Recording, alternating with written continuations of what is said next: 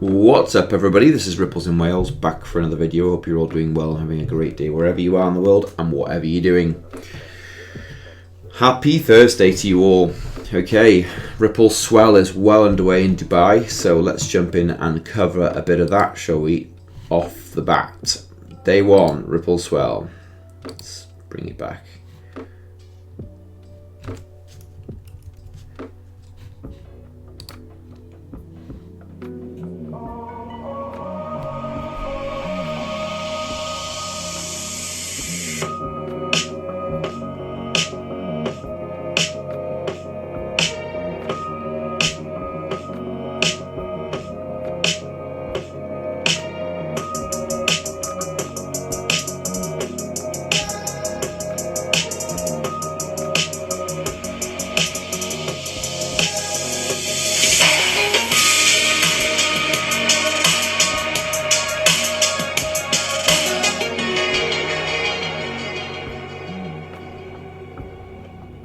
So we've got it kicking off over in Dubai, Arab Emirates, and yeah, there's a lot going on at the minute over there. We're going to start to cover some of it now. One of the more interesting posts I see straight away, which was on November the 8th, which is this one here: Ripple introducing Ripple payments, the next evolution of Ripple's payments product, delivering a licensed end-to-end solution for financial institutions and small medium enterprises with 70 plus payout markets, expanded crypto liquidity options, integrations with the XRP Ledger DEX, and much more. Interesting about the integrations to the XRPL Ledger DEX. That seems to be a new one from my perspective. Someone might be able to correct me if I'm wrong on that. Anyway, we see the picture. It's quite interesting, isn't it? Where have we seen that before? Remember the snowballs? Yeah, something to do with that. Very clever. But the interesting thing about this article, I clicked on it and opened up it, got it open in a new tab here. It is to do with Ripple's payments reach new heights. Okay, the take homes from this. What did I take home from it? It was pretty okay. So this is the Ripple's vision has always been to move value seamlessly as information moves today, and a core tenet lies in the streaming of cross-border payments using blockchain-enabled solutions. Okay, and the interesting thing about the top paragraph, actually, more than 80% of global finance leaders say that they are likely to begin using digital assets in their business in the next 3 years. Okay, 3 years. Where does that take us to? 2026. Okay, we knew that they're rolling out this on the timeline. We know that they're doing it on a very specific way, but this particular payments is a little bit different because I think that what they're doing actually is just making end-to-end crypto, where they've been using fiat in the middle for a while. I think MoneyGram CEO Alex Holmes mentioned this recently. They're now going to be changing things and bootstrapping with crypto only. In some instances. To help realize this, Ripple continues to tune its payment solution with expert knowledge gained from more than a decade of experience serving enterprise customers worldwide. A number of announcements were made at Ripple's annual conference Swell to show that Ripple's payments can support a variety of payment needs for businesses 24/7, 365 across regions and currencies. And we all know that this change is about payments and globally in this kind of this monetary system. So from what I can gather from the article, it's to do with bootstrapping it with crypto-only payments, which is quite cool.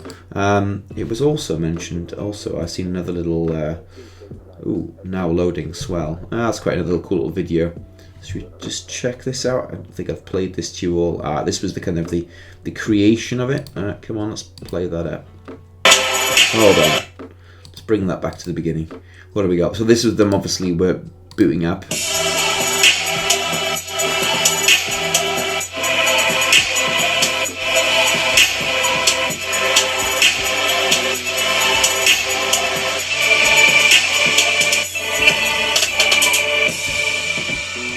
Very cool, very, very cool. So they're obviously got some cool time lapses going in there and things. And it's all about Swell at the minute. If you look at the news and crypto Twitter and whatnot. Yeah, some interesting thing. I'm going to do a whole video on Swell later on anyway. Anyway, what I wanted to kind of touch upon quickly was this website, Massari. You might know Misari. One of the founders is a guy called Ryan Selkers. You can find him on Twitter. Him and Brad have had some funny kind of small altercations in the past. But their website is fantastic. It's an analytics website used for crypto, and you can go and look at various things there, crypto rankings. It's accessible. You can jump right in. What I want to bring your attention to is the way that they classify the assets by sector. When this boots up in a minute, you can see that they go through all these various tokens, and on the side here you've got classifications and by sector. And Ripple is in a unique position because it's obviously classified as payments, and we know that the evolution of this entire space is going to be regarding the Internet of Value. We know it's going to be regarding the Internet of Things, the IoTs, and the hub, the killer app, as David Schwartz has mentioned many times, to this new blockchain world of streamed money moving around, like the TCP of email almost, is payments. That's the core. And so you've got to look at the competition, right? You've got Bitcoin collapses cryptocurrency. You've got Ethereum smart contract problem. You've got Tether, stablecoin for the time being. And then you've got BNB smart contracts, and Ripple's payments. Now, who's the competition for payments? Bitcoin Cash? USD, said Leo. Beg your pardon, sorry, Stellar. Got that wrong, sorry. It was Bitcoin Cash and Stellar. That's the only competition. So understand that they are the leader in this space, and their classifications under payments, and everything in the world of money touches payments. Everything. And everything in the world of anything touches payments. So think how big that they are and the size of the pie that they're going after. Anyway, wanted to show you that. Anyway, Ripple XDev, show you that with Lightning, new fast transaction and frictionless Web3 interactions, Gem Wallet app takes care of center stage as fully decentralized browser-based non-custodial extension. So built on the XRPL, you've got this Gem Wallet, which will add to the various other wallets that are built in time on the XRPL, and we're starting to see the infrastructure built out now. Web3 infrastructure is going to be posted inside here, Ripple XDev. This is the kind of the public side of the XRPL, and you're going to watch it built out here very, very quickly. The interesting thing in their tagline is hyper accelerating the Internet of Value and making it easier to build on the XRP ledger. Very, very cool. So that's kind of the latest thing on that. And then you've got some accelerator programs back for another round. Cohort 2 introduces 11 new projects building, scaling, and innovating in the XRP ledger. Get to know Cohort 2. So some cool things happening on that side of things. Always a good idea to keep your eye on that. Anyway, Hugo Filion is in Ripple Swell. It'll be very interesting to see what he's doing there. Of course, Flare Networks is a fork of the XRPL, and they will be providing great liquidity to the XRPL through their native token and network in due course. Very, very cool. And I want to touch on a little bit on something I spotted the other day. We've got Chainlink, which is an oracle, and I do believe Flare is in somewhat of a what's beeping on my computer, a bit of a competition in due course. Healthy competition in an ecosystem, and Chainlink is an ERC spawned token, and we know that unfortunately the bad apples in Ethereum have tried to create a monopolistic view on blockchain, but enterprises won't entertain using things like that. I don't believe in the future. You may see a lot of articles with BlackRock adopting Chainlink. Okay, let's see where the enterprise money goes first of all. My money is it'll go through to this data oracle system and network on the Flare. And so that's why I think it is an incredible buy given the yield that you can earn on this token right now. Anyhow, moving on. What else have I got? Oh yeah, Berkshire Hathaway. This is Chad Steingraber, and he's quoting an article from Business Wire, and this is to do with Berkshire Hathaway. Ripple serves hundreds of customers over 55 countries on 6 continents with payout capabilities of 70 plus markets. The new Ripple payment solution is now available in the US, more regions to come in 2024 based on jurisdiction. So the Business Wire is quoting Berkshire Hathaway. One of their, they're a big asset holder in the US, and a bank, I believe, as well. Are they actually a bank? Or Berkshire Hathaway is the brand, and Wells Fargo is the bank, isn't it? I think they own many banking stocks, but they're starting to quote the payment sector with Ripple in the Business Wire. Okay, moving swiftly on. This is an interesting take. Sam, we all know Sam, Ham Eggs and Sam, which is Green Eggs and Sam, which is a very, very well-known Twitter account on the XRP ledger. Sam is the kind of the bastion of understanding the Riddler's world and things like that. Super cool guy, hyper-conscious being, and he's posted here, take your profits XRP, this is the tether fraudsters pumping the market as the noose tightens around their necks. It's not going to last. So he thinks that something's coming down the line, and I found an article, very interesting article in a second to look at this. So Truth Labs, this is at Boring Sleuth. Today a bill was proposed in the US government outlawing government use of China-made blockchain and Tether USDT. China's made a lot of blockchains, and whether they aren't developing them, they are invested heavily in them. So they have a controlling interest. Anyway, the point in being is this is the bill. Okay, and this is from Forbes? No, beg your pardon. Who is it? I'm not sure who's the article. US bill proposes outlawing government use of China-made blockchains and Tether USDT. Well, bloody how interesting is that? I'd keep your eye on close on this. We've all heard of our Chinese CCP-controlled Weizang blockchain and how its connections to the Ethereum Foundation. This guy, Truth Labs, Boring Sleuth, is blazing a trail in honesty and truth. Another interesting thing here, Ripple payments. So this is a video. I'm not going to play the video, but by Crypto Insights UK. Very good guys following the developers call a minute ago with Ripple payments.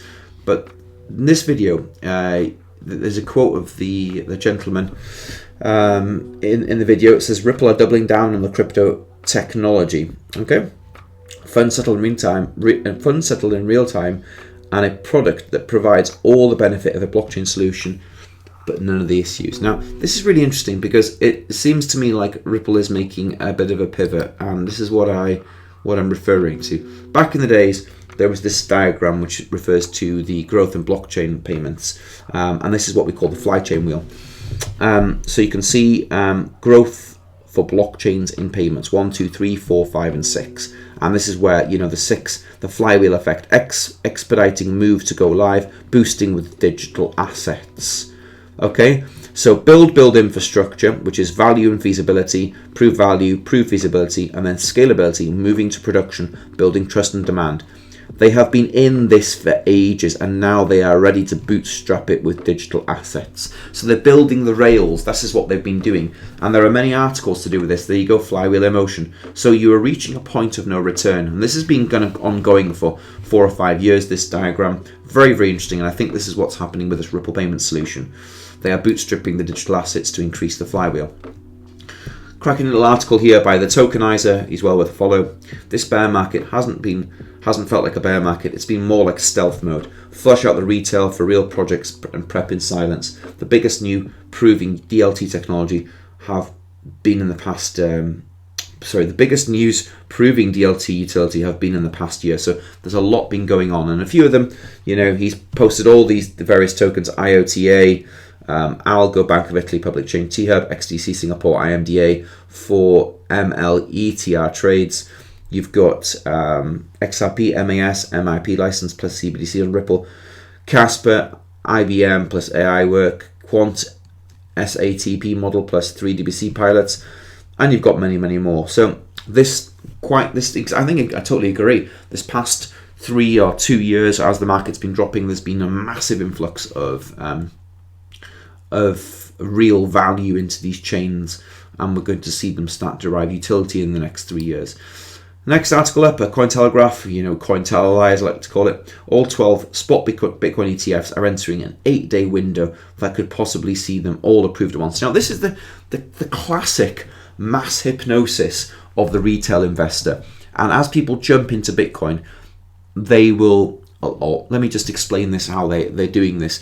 They're doing this to deliberately hoard and corral the new crypto investor into Bitcoin with $1 million predictions. Okay. Meanwhile, all the real rubber is about to hit the road in the utility and enterprise use blockchains such as XRPL and many, many others. I don't need to go into it. You all know which ones are that are the top dogs.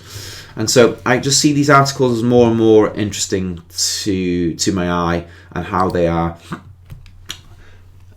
corralling people down the wrong road. Anyway, this is Madame Lagarde, Christine Lagarde. She is the president of the ECB, and she was seen yesterday in the Brussels region, which I just caught a bit of an article, wearing a very interesting brooch containing a certain specific bird. Now, of course, if you're an old school reader to the articles, you realise that she classes herself as the owl, and she is used in certain symbology sectors as an owl. Okay, so that would be the one to watch on that. It's a cracking little tidbit of information. She is the owl, and you might see her in certain bearable guide pictures as the owl as well.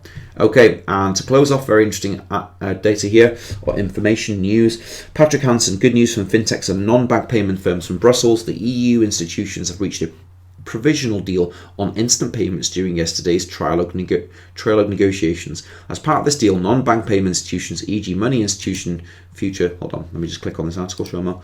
And the point was, it was posted by Stella, which is really important to do with payments in the US, in the EU, beg your pardon. Where was I? As